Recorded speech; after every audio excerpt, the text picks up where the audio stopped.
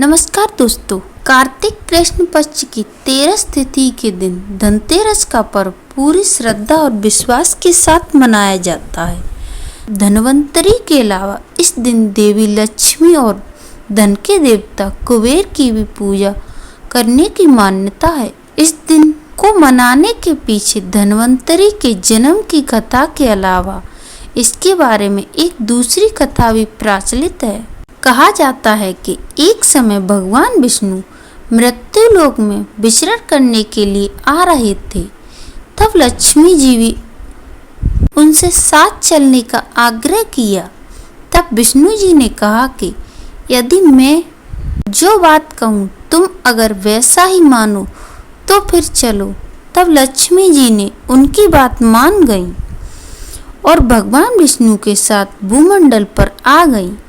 कुछ देर बाद एक जगह पर पहुंचकर भगवान विष्णु ने लक्ष्मी जी से कहा कि जब तक मैं ना आऊं तुम तब तक यहीं ठहरो और मैं दक्षिण दिशा की ओर जा रहा हूं, तुम इधर मत आना।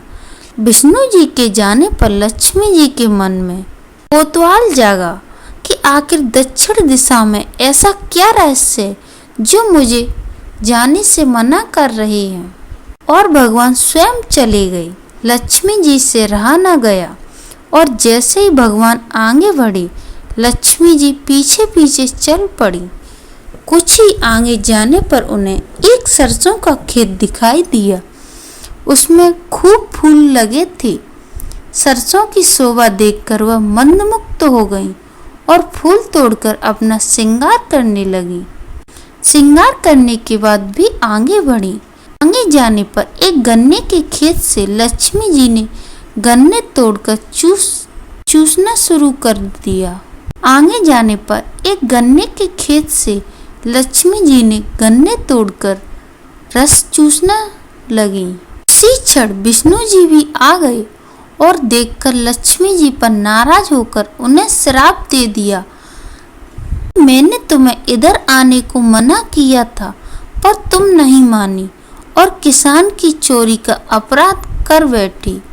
अब तुम इस अपराध के जुर्म में इस किसान की 12 वर्ष तक सेवा करो। ऐसा कहकर भगवान उन्हें छोड़कर क्षीर सागर चले गए।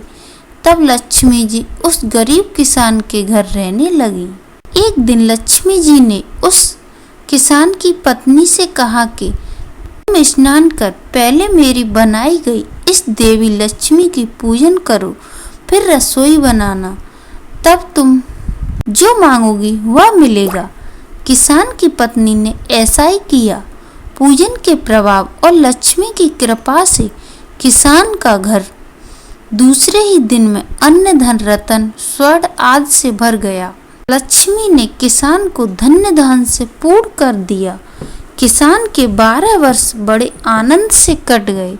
फिर 12 वर्ष के बाद लक्ष्मी जी जाने के लिए तैयार हुई। विष्णु जी लक्ष्मी जी को लेने आए तो किसान ने उन्हें भेजने से इनकार कर दिया। तब भगवान ने किसान से कहा कि इन्हें कौन जाने देता है, यह तो चंचल हैं, कहीं नहीं ठहरती, इनको बड़े बड़े नहीं रोक सके। इनको मेरा श्राप था, इसलिए 12 वर्ष से तुम्हारी सेवा कर रही थी। तुम्हारी 12 वर्ष सेवा का समय पूरा हो चुका है। किसान हठपूर्वक बोला कि नहीं, अब मैं लक्ष्मी जी को नहीं जाने दूंगा। तब लक्ष्मी जी ने कहा कि ये किसान, तुम मुझे रोकना चाहते हो तो जो मैं कहूँ वैसा ही करो। कल 13 है, तुम कल घर को गोबर से लीपना और स्वच्छ करना, रात्रि में घी का दीपक जलाकर रखना और सायंकाल में पूजा करना और एक तांबे के कलश में रुपया भरकर मेरे लिए रख देना। मैं उस कलश में निवास करूंगी, किंतु पूजा के समय मैं तुम्हें दिखाई नहीं दूंगी। इस एक दिन की पूजा से वर्ष भर में तुम्हारे घर से नहीं जाऊंगी। यह कहकर वह दीपकों के प्रकाश के साथ 10 दिशाओं में फैल गई। उसका घर धन्य धान से पूर्ण हो गया। इसी वजह से हर वर्ष 13 के दिन लक्ष्मी जी की पूजा होने लगी। धनतेरस के दिन से दीपावली का उत्सव की शुरुआत हो जाती है। धनतेरस के दिन पूजा के समय इसकी कथा का पाठ करना शुभ होता है। धनतेरस के पर्व को धनतेरसी के नाम से भी जाना जाता है। इस दिन भगवान धन्वंतरी की पूजा की जाती है। इसके साथ ही धनतेरस पर खरीदारी करने की भी विधान है। धनतेरस के दिन भगवान धन्वंतरी की पूजा करने से घर में शुभ चीज़ों को खरीदने से धन वैभव में वृद्धि होती है। इसके साथ ही जीवन में कभी पैसों की कमी का सामना नहीं करना पड़ता है। धनतेरस के दिन धनतेरस की कथा का पाठ करना शुभ होता है। प्राचीन कथा के अनुसार एक बार मृत्यु के देवता यमराज अपने यमदूतों से प्रश्न करते हैं कि क्या कभी आपको किसी मनुष्य के प्राण लेने में दया आती है। इस सवाल पर यमदूत उत्तर देते हैं कि नहीं महाराज, हमें दया नहीं आती है, केवल हमें निर्दोष का पालन करते हैं। फिर भी यमराज ने द्वारा से पूछा कि सच्ची सच्ची बताओ कि क्या कभी किसी मनुष्य के प्राण लेने में दया आई है। इसके बाद एक यमदूत इस बात का उत्तर देता है और कहता है कि एक बार ऐसा हुआ था जिसको देखकर मैं मन में दया भाव आ गया था। एक बार हंस नाम का एक राजा शिकार करने के लिए जंगल की तरफ गया और रास्ता भटक गया। भटकते भटकते राजा को किसी और की सीमा पर चला गया। वहाँ हेमा नाम का एक शासक राजा राज्य करता था। उसने उस राजा का सत्कार किया। उसी रोज राजा की पत्नी ने एक सुंदर बालक को जन्म दिया।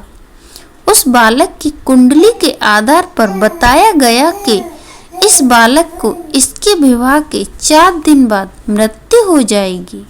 तब राजा ने सबको आदेश दिया कि इस बालक को यमुना के पास गुफा में ब्रह्मचारी के वेश में रखा जाए।